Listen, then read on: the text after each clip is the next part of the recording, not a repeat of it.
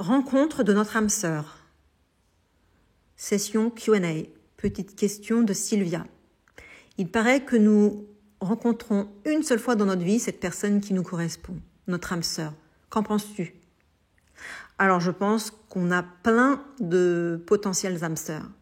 Le plus important avec cette histoire d'âme sœur, c'est d'avancer fidèle et connecté à soi-même. Nous sommes la clé de notre bonheur et de nos rencontres, car nous sommes les seuls à pouvoir nous rendre heureux et car les gens que nous rencontrons sont le reflet de ce qui nous sommes en cet instant. Et lorsque l'on est l'authentique reflet de qui on est vraiment et qu'on marche sur notre chemin à nous, pas celui de la société ou de notre entourage, ou pas celui que notre entourage veut que nous marchions, on rencontre des personnes qui, elles aussi, reflètent qui nous sommes vraiment, et c'est pour le meilleur.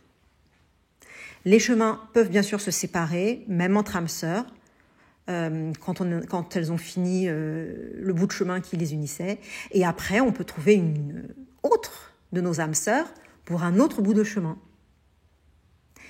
Et alors, pour savoir comment on a rencontré la bonne personne, eh bien, on a un gyrophare. Ce sont nos émotions. On le sait, quand on rencontre la bonne personne, on ne se pose pas 10 000 questions. Juste, on sait. Et pour ce qui est de l'amour éternel, je dirais que possiblement le Twin Flame est ce qui s'y rapproche le plus.